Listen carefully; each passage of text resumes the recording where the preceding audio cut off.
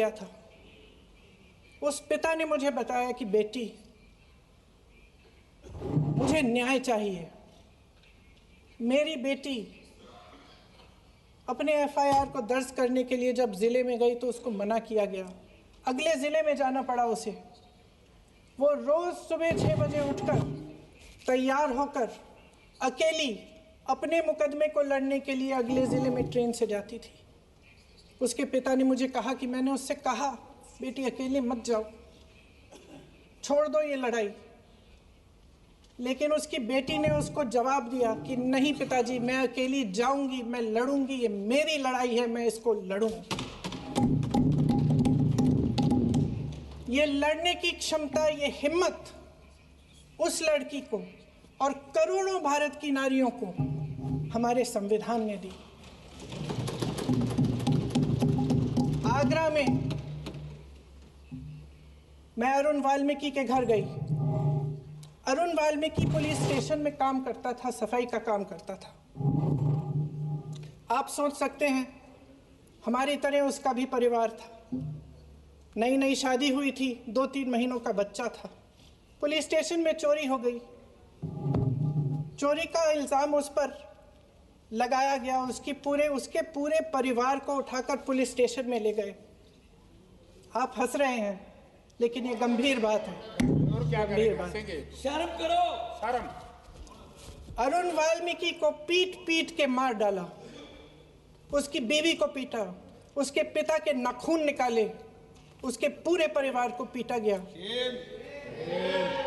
जब मैं उस जवान महिला से मिलने गई जो अभी अभी विधवा हुई थी, तो उसने मुझे कहा कि दीदी, हमें सिर्फ एक चीज़ चाहिए, हमें न्याय चाहिए और हम इस न्याय के लिए लड़ते रहेंगे, चाहे कुछ भी हो जाए। ये हिम्मत उस महिला को हमारे संविधान ने दी।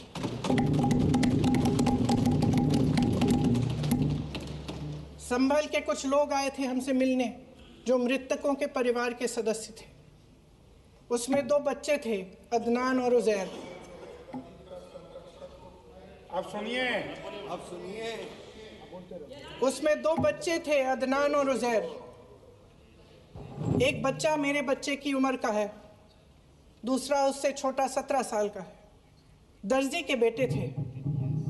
दर्जी का एक ही सपना था कि वो अपने बेटों को पढ़ाएगा, लिखाएगा। एक बेटा डॉक्टर बनेगा, एक बेटा भी सफल होगा दूसरा बेटा भी अपने जीवन में सफल होगा। उनके पिताजी हर रोज उनको स्कूल छोड़ते थे। उस दिन भी स्कूल छोड़ने के बाद अपनी दुकान में चले गए। उन्हें पता नहीं था कि विवाद हो रहा है। उन्होंने भीड़ देखी, घर आने की कोशिश की तो पुलिस ने गोली से मार डाला। वो 17 साल का बच्चा अदनान मुझसे कहता है,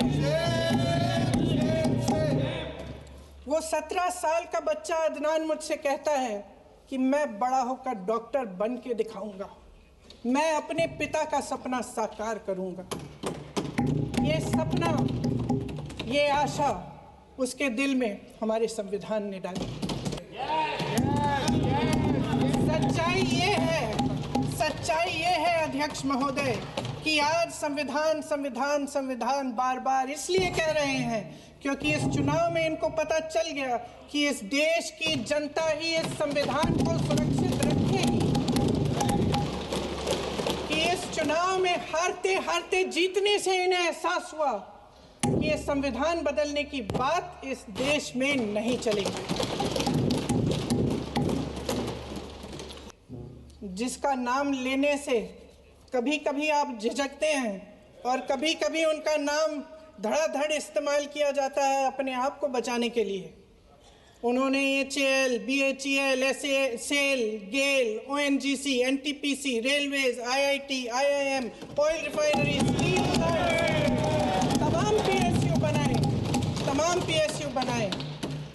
अध्यक्ष महोदय, उनका नाम पुस्तकों से मिटाया जा सकता है, उनका नाम भाषणों से मिटाया जा सकता है, लेकिन जो उनकी भूमिका रही इस देश की आज़ादी के लिए और इस देश के निर्माण के लिए, वो इस देश में से कभी मिटाया नहीं जा सकता।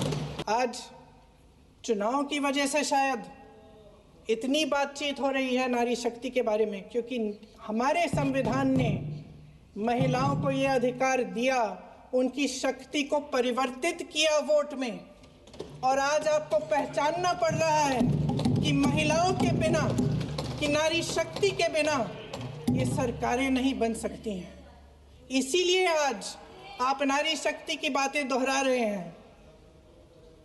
जो आप नारी शक्ति का अधिनियम लाए हैं उसको लागू क्यों नहीं करते? वो 10 साल बाद लागू क्यों होगा? क्या आज की नारी 10 साल इंतजार करेगी उसके लागू करने के लिए? क्या बात है, क्या बात है।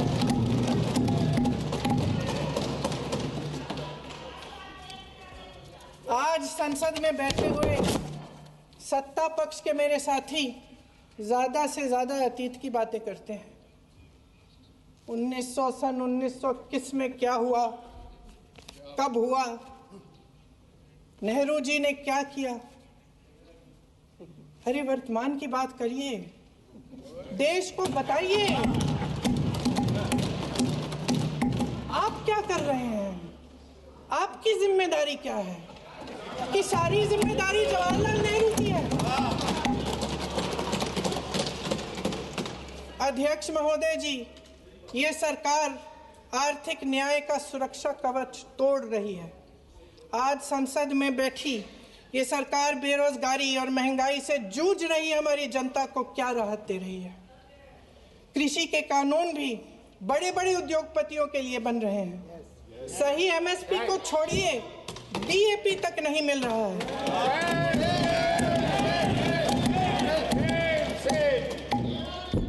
वायनाड से लेकर ललितपुर तक इस देश का किसान रो रहा है।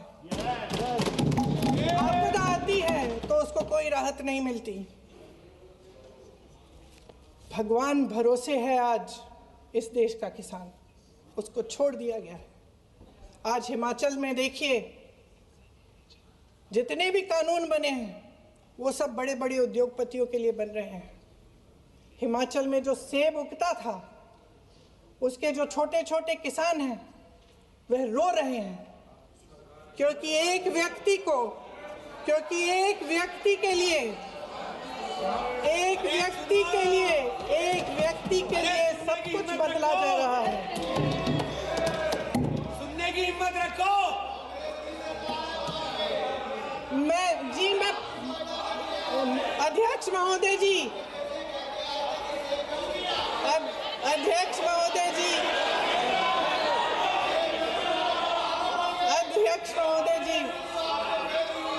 अध्यक्ष महोदय जी, अडानी जी को सारे कोल्ड स्टोरेज प्रदेश की सरकार ने नहीं दिए।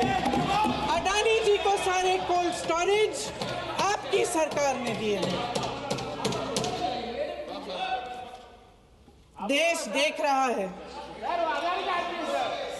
देख रहा है कि एक व्यक्ति को बचाने के लिए 142 करोड़ देश की जनता को नकारा जा रहा है। सारे बिजनेस, सारे संसाधन, सारी दौलत, सारे मौके एक ही व्यक्ति को सौंपे जा रहे हैं। सारे बंदरगाह, एयरपोर्ट्स, सड़कें, रेलवे का काम, कारखाने, खदाने, सरकारी कंपनियां सिर्फ एक व्यक्ति को दी जाए। मेरे सत्ता पक्ष के साथी आज खड़े हुए और तमाम गिनती करने लग गए कि ऐसा हुआ वैसा हुआ, 1975 में जो हुआ। तो सीख लीजिए ना, आप भी सीख लीजिए। आप भी अपनी गलतियों के लिए माफी मांग लीजिए। आप भी बैलेट पे चुनाव कर लीजिए। दूध का दूध, पानी का पानी हो जाएगा। आप राजनीतिक न्याय की बात करते हैं, सरकारों को पैसों के बल पर गिरा देते हैं।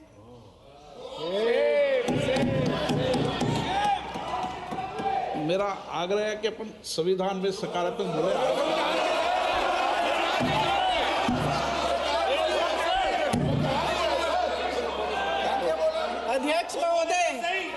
अध्यक्ष महोदय, सत्ता पक्ष के हमारे साथी ने एक उदाहरण दिया उत्तर प्रदेश की सरकार का, तो मैं भी एक उदाहरण दे देती हूँ। महाराष्ट्र की सरकार का मैं भी एक उदाहरण दे देती हूँ। हिमाचल की सरकार को तोड़ने की कोशिश किसने की? पैसों के बल पे की। गोवा की सरकार, तमाम उदाहरण हैं। राजस्थान की, क्या ये सरकारें जनता ने नहीं चुनी थी? क्या संविधान इन पर लागू नहीं था?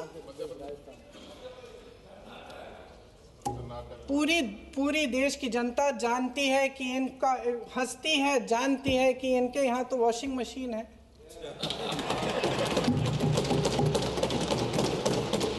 जो यहाँ से वहाँ जाता है वो धुल जाता है। इस तरफ दाग, उस तरफ स्वच्छता। और मेरे कई ऐसे साथी हैं जो इस तरफ होते थे उस तरफ चले गए, मुझे दिख भी रहे हैं, वॉशिंग मशीन में शायद धुल गए हैं। एक कहानी होती थी अध्यक्ष महोदय, शायद बचपन में आपने भी सुनी होगी। राजा भेष बदलकर बाजार में आलोचना सुनने जाता था। ये सुनने जाता था कि प्रजा मेरे बारे में क्या कह रही है, मैं सही रास्ते पे चल रहा हूं कि नहीं। लेकिन आज का राजा, भेष तो बदलते हैं आज के राजा, शौक तो है उनको भेष बदलने का, लेकिन न जनता के बीच जाने की हिम्मत है और ना आलोचना सुनने की। इस देश की जनता ने खुलकर आलोचना की, निडर होकर धरने किए, प्रदर्शन किए। जब जब जनता नाराज हुई तब तब सत्ता को ललकारा, उसे चेतावनी दी, बड़े से बड़े नेताओं को कटघरे में खड़ा किया, उनसे जवाब मांगा, न्याय मांगा। इस देश के छोटे छोटे से नुक्कड़ की दुकानों में, चाय की दुकानों में, इस देश के घरों में, गलियों में, मोहल्लों में, अखबारों में, प्रकाशन घरों में, न्यायपालिकाओं में चर्चा कभी बंद नहीं हुई। लेकिन आज ये माहौल नहीं है। आज जनता को सच बोलने से डराया जाता है, धमकाया जाता है। पत्रकार हो या विपक्ष का नेता हो या किसी यूनिवर्सिटी का प्रोफेसर हो, छात्र संघ हो या कर्मचारियों का संगठन हो, सबका मुंह बंद कराया जाता है। किसी पे ईडी, किसी पे सीबीआई, किसी पे इनकम टैक्स, फर्जी मुकदमे लगवाए जाते हैं, जेल में डाल दिया जाता है, विपक्षी नेताओं को जेल में डाल दिया जाता है, उनको सताया जाता है। किसी को नहीं छोड़ा इस सरकार ने। देशद्रोही कह के उत्तर प्रदेश में मुझे याद है कुछ अध्यापिकाएं प्रदर्शन कर रही थी, उन पर मुकदमा डाल दिया देशद्रोही का, उन्हें देशद्रोही कह दिया। इन्होंने देश का पूरा माहौल भय से भर दिया है। इनकी मीडिया की मशीन झूठ फैलाती है, तरह तरह के आरोप लगाती है, और शायद वह भी भय में ही है। महोदय, मैं इस सदन को याद दिलाना चाहती हूँ कि ऐसा डर का माहौल देश में अंग्रेजों के राज में था। जब इस तरफ बैठे हुए गांधी की विचारधारा वाले लोग आज़ादी की लड़ाई लड़ रहे थे और उस तरफ वाली विचारधारा वाले लोग भय में रहकर अंग्रेजों के साथ साठ-गांठ कर रहे थे। लेकिन अध्यक्ष महोदय, भय का भी अपना स्वभाव होता है। भय फैलाने वाले हमेशा भय का खुद शिकार बन जाते हैं।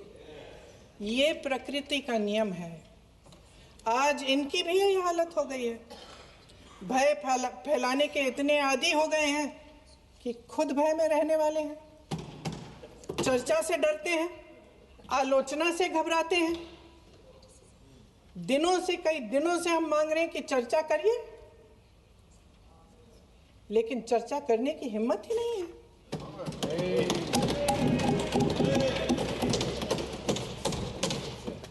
एक कहानी होती थी अध्यक्ष महोदय, शायद बचपन में आपने भी सुनी होगी। राजा भेष बदलकर बाजार में आलोचना सुनने जाता था। ये सुनने जाता था कि प्रजा मेरे बारे में क्या कह रही है, मैं सही रास्ते पे चल रहा हूँ कि नहीं। लेकिन आज का राजा, भेष तो बदलते हैं आज के राजा, शौक तो है उनको भेष बदलने का, लेकिन न जनता के बीच जाने की हिम्मत है और ना आलोचना सुनने की। महोदय, मैं तो सदन में नहीं हूं।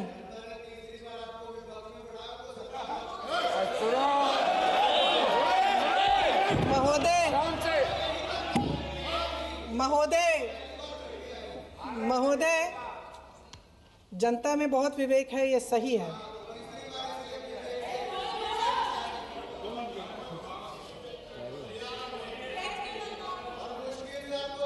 अच्छा महोदय, मैं सदन में नहीं हूँ,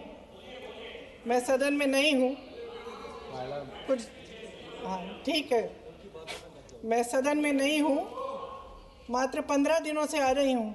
लेकिन मुझे ताज्जुब होता है कि इन 15 दिनों में इतनी बड़े इश्यूज हैं, इतनी बड़ी बातें हैं। प्रधानमंत्री जी मात्र एक दिन के लिए, शायद 10 मिनट के लिए दिखे हैं सर।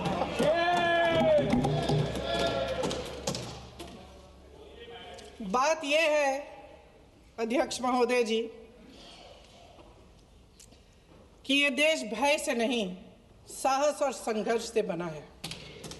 इसको बनाने वाले देश के किसान, जवान, देश के करोड़ों मजदूर और गरीब जनता है। संविधान इनको साहस देता है। मेहनती मिडिल क्लास है और इस देश के जो करोड़ों देशवासी हैं, जो रोजाना भयंकर परिस्थितियों का सामना करते हैं, उनको साहस देता है। वायनाड में जो आपदा आई, उसमें एक छोटा लड़का था 17 साल का। 6 घंटों के लिए उसने अपनी माँ को बचाने की कोशिश की। 6 घंटों के लिए आप सोच सकते हैं कि अगर नदी की धारा बह रही है, नाराज है, आप अपनी माँ को पकड़े हो, 6 घंटों के लिए पकड़े रखते हो कि मेरी माँ बच जाएगी, और अंत में वो माँ भी बह जाती है। उस लड़के का साहस, उन महिलाओं का साहस जो पीड़ित हैं लेकिन फिर भी अपनी लड़ाई लड़ रहे हैं, उन संभल के बच्चों का साहस जिनके पिताजी अभी अभी गुजर गए लेकिन फिर भी उनके सपनों को साकार करने की हिम्मत है, उनका साहस है। वो साहस इस संविधान ने दिया है।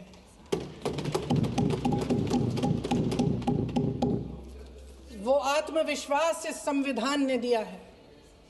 ये देश भय से नहीं चल सकता, ये देश साहस से ही चलेगा।